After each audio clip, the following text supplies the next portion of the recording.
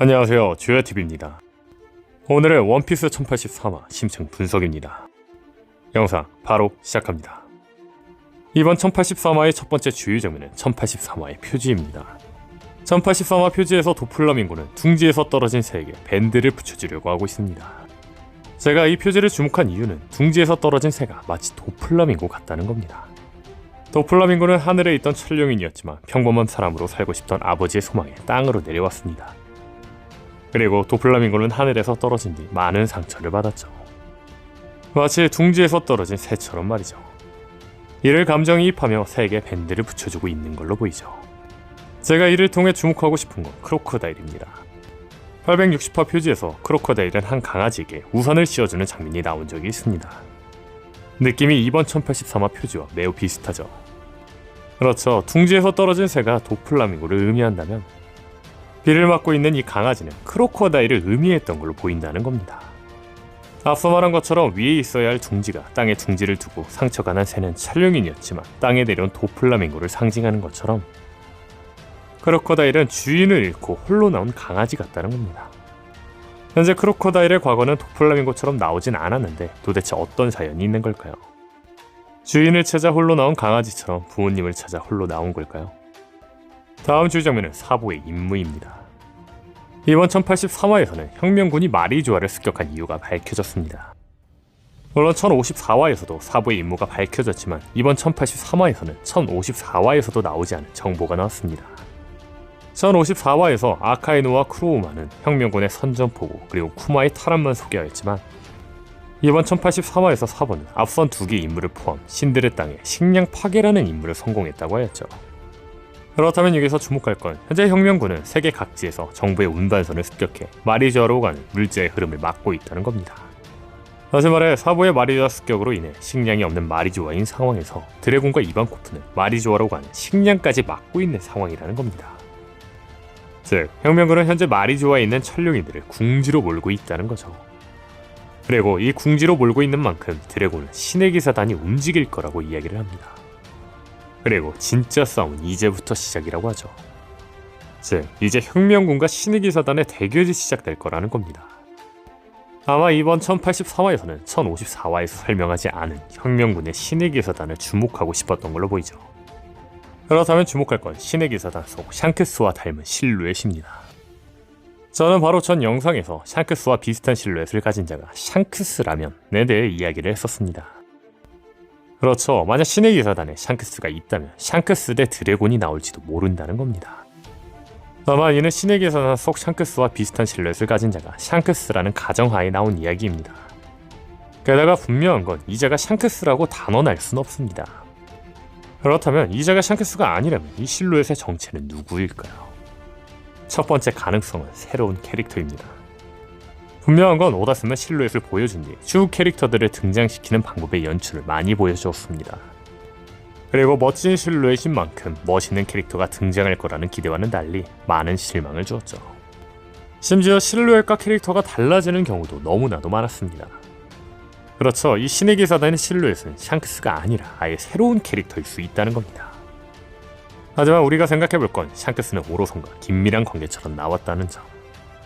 세계 정부의 핵심 신의 기사단 실루엣이 샹크스와 비슷한 자가 있다는 거 그냥 넘어갈 건 아닙니다. 게다가 앞서 말한 것처럼 지금까지 많은 실루엣 연출이 있었지만 실루엣과 기존의 캐릭터가 비슷한 경우는 없었습니다. 즉 신의 기사단 실루엣과 샹크스를 비슷하게 그렸으며 샹크스가 오로손과 긴밀한 관계임을 보여줬다는 것. 분명하게 이 신의 기사단 속 실루엣은 샹크스와 어떤 연관이 있는 자라는 거죠. 앞서 말한 것처럼 이 영상에서는 이 자가 샹크스라면이라는 가정으로 이야기를 해보았습니다. 그렇다면 이번 영상에서는 이 자가 샹크스가 아니라면이라는 가정으로 이야기를 해보겠습니다. 만약 이 자가 샹크스가 아니라면 이 자의 정체는 무엇일까요? 첫 번째 가능성은 클론입니다. 원피스 1072화에서는 원피스의 설정 자체를 송두리째 바꿔버릴 설정이 하나 등장했습니다.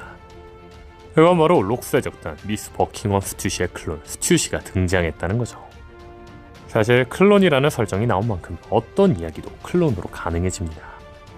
즉, 이 신의 기사단 속 샹크스와 비슷한 자가 샹크스의 클론이라고 이야기할 수 있다는 거죠. 게다가 1083화 풀버전 리뷰 및 분석에서 말했던 것처럼 실루엣 중에는 카우보이 모자를 쓴 자가 존재합니다. 록스의 적단 시절 당시 빅맘처럼 말이죠. 분명한 건 신의 기사단 실루엣은 총 9명입니다. 그리고 록스의 적단은 총 8명이며 샹크스를 포함하면 9명이죠. 다시 말해 신의 기사단이 록스의 적단과 샹크스일 확률도 있다는 겁니다. 다음 가능성은 신의 기사단 속 샹크스와 비슷한 실루엣을 가진 자가 샹크스의 쌍둥이라는 겁니다. 샹크스가 마리조아에서 등장할 때 주목할 게 있습니다. 샹크스가 뜬금없이 마리조아에 등장했는데 오다슴은 샹크스의 상처를 보여주지 않았다는 거죠. 물론 샹크스의 상처는 왼쪽에 있기 때문에 보이지 않은 거지만 오다슴은 의도적으로 샹크스를 상처가 없는 오른쪽 얼굴만 보여주었다는 겁니다. 그렇다면 생각해볼 건 샹크스의 옆모습입니다.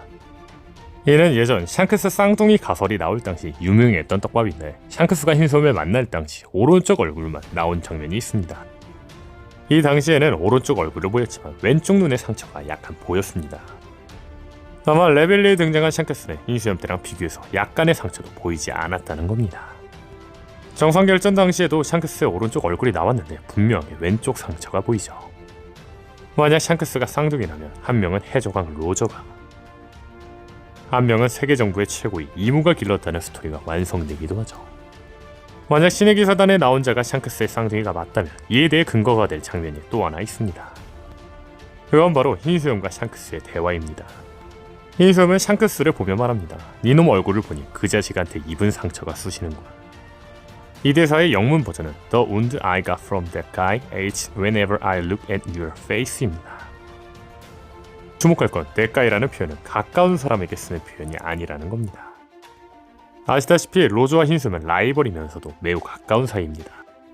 즉, 이 that guy라는 표현은 로저가 아닌 신의 기사단이 샹크스의 쌍둥이일 수도 있다는 거죠. 과연 샹크스와 비슷한 실루엣을 가진 신의 기사단, 이자의 정체는 뭘까요? 다음 주요 장면은 해군 대장 대 혁명군 군대장들입니다. 1054화에서 이 사건에 대해 설명하기에 류크규와 후지토라가 마리주아를 습격한 혁명군을 막았다고 하지만 대장들도 신들의 땅에서 싸우기가 힘들었을 거라고 이야기합니다. 이처럼 1083화에서 류크규와 후지토라는 천룡인에게 피해를 주지 않게 그리고 신들의 땅을 파괴하지 않게 하며 혁명군과 싸웠던 게 확인되죠. 다만 제가 여기서 주목하고 싶은 건 후지토라는 마리조아든 천룡인이 있든 운석을 떨어뜨리려고 했다는 겁니다. 이로써 알 수 있는 건 후지토라에게는 천룡인을 지키는 게 해병의 의무라고 생각하지 않다는 겁니다. 마치 자신의 도덕에 그 의미가 들어가 있지 않은 거푸처럼 말이죠. 게다가 드레스로자 에피소드에서 후지토라는 세계정부란 것이 신이라도 된 겁니까? 라는 말을 한 적이 있기도 하죠. 참고로 거푸가 대장의 자리를 거절하고 있는 이유는 천룡인의 직속 부하가 되기 때문입니다. 그런데 거푸와 비슷한 가치관을 가진 후지토라는 천룡인의 직속 부하가 되는데도 해군 대장이 되었습니다. 아마 후지토라는 해군의 대장이라는 지위를 이용해 무언가를 하고 싶었던 걸로 보이죠. 그렇다면 후지토라는 대장이 돼서 뭘 하고 싶었던 걸까요? 제일 알려진 건 칠무의 폐지입니다. 칠무에는 정부가 허가한 해적이지만 이들은 해적인 만큼 악행을 저지르고 있었고 후지토라는 이를 용서하지 못했기 때문에 대장이라는 점을 이용해 칠무의 폐지를 더 강력하게 밀어붙였던 걸로 보이죠. 다만 저는 후지토라가 칠무의 폐지만을 위해 해군 대장이 되었다고 생각하지 않습니다. 후지토라가 천룡인의 직속 부하가 되는데도 해군 대장이 된 결정적인 이유는 해군 대장이라는 지위 자체를 자신의 정의를 관철하고 실현시키기 위한 수단이기 때문이라고 생각합니다. 마치 묘수가르드가 천룡인이라는 위치가 잘못된 걸 아는데도 이 지위를 이용해 어인족의 인식 등 사회적인 부분을 도와주기 위해 유지하는 것처럼 말이죠. 즉, 후지토라는 대장이라는 지위를 이용해 약자들을 도와주고 싶은 겁니다. 그렇다면 우리가 생각해볼 건 후지토라의 정의관입니다. 후지토라는 앞이 보이지 않은 만큼 편견이 없습니다. 아마 이는 오다슴이 노려서 만든 캐릭터로 보이죠. 즉, 후지토라는 해적이 약자를 위해 싸운다면 그건 악이 아니라 정의라고 생각할 수 있는 자라는 겁니다. 다시 말해 세계정부가 약자를 괴롭힌다면 그건 정의가 아니라 악이라고도 생각할 수 있는 자라는 거죠. 제가 이야기하고 싶은 건 후지토라는 언제든 천룡인을 배신할 수 있는 자라는 겁니다. 드레스로자 편에서 세계정부의 수하 칠무인 도플라밍으로 배신하고 루피 일행을 도와준 것처럼 말이죠. 주 밀짚모자 일당이 세계정부와 싸울 당시 세계정부의 악의 진실이 밝혀진다면 후지토라는 무조건 밀짚모자 일당을 도와줄 거라는 겁니다. 후지토라가 아예 세계 정부를 배신해 다른 해군과 싸우는 장면이 나올지도 모르지만 개인적으로 드레스로자 편에서처럼 간접적으로 밀침보자 일당을 도와주지 않을까 싶네요. 그렇다면 여기서 주목할 건 류크규입니다. 저는 새로운 해군 대장들의 성격은 기존 해군 대장들의 색깔들을 합친 게 아닐까라고 이야기했습니다. 예를 들면 마침 아오키즈의 파란색과 아카인의 빨간색을 섞으면 후지토라의 보라색이 되는 것처럼 후지토라의 성격은 이 둘을 섞어놓은 것 같았습니다. 생각해보면 후지토라는 아오키즈의 합리적인 정의관과 아카인의 과격한 정의관이 섞여있죠. 즉 아오키즈의 파란색과 키제로의 노란색이 섞으면 류크규의 초록색이 되는 것처럼 류크규는 아오키즈와 키제로의 성격이 합쳐진 합리적인 정의관과 현실적인 정의관을 합친 걸로 예상이 됐습니다. 즉 현실적으로 정의에 옳다고 생각하면 합리적으로 움직일 수 있는 성격이 아닐까라는 거죠. 다만 1054화에서 류크규의 첫 등장은 매우 충격적이었습니다. 류크규는 후지토라와 아예 반대로 세상의 신은 천룡인이며 세계정부에 감행하지 않았으면 인권이 없다고 말을 하죠. 그런데 또 이상한 게 이번 1083화에서 류크규는 천룡인을 매우 귀찮아하는 모습을 보여줍니다. 개인적으로 류크규에게 뭔가 있다고 생각하는데 현재는 단서가 없는 만큼 아직은 애매하네요. 다음 주장면은 오랜만에 등장한 CP9입니다. 마리즈와 편에서 CP9이었던 루치아 카쿠는 CP0가 되었다는 게 밝혀졌었습니다. 이후 다른 CP9의 행적은 밝혀지지 않았지만 브루노와 칼리파는 원피스 필름 레드에서 CP0가 되었다는 게 밝혀졌죠. 그리고 나머지 CP9이 CP0인 브루노와 칼리파와 함께 있는 걸로 보아 이들 모두 CP0가 된 걸로 보이네요. 오늘 영상은 여기까지입니다. 시청해주셔서 감사합니다.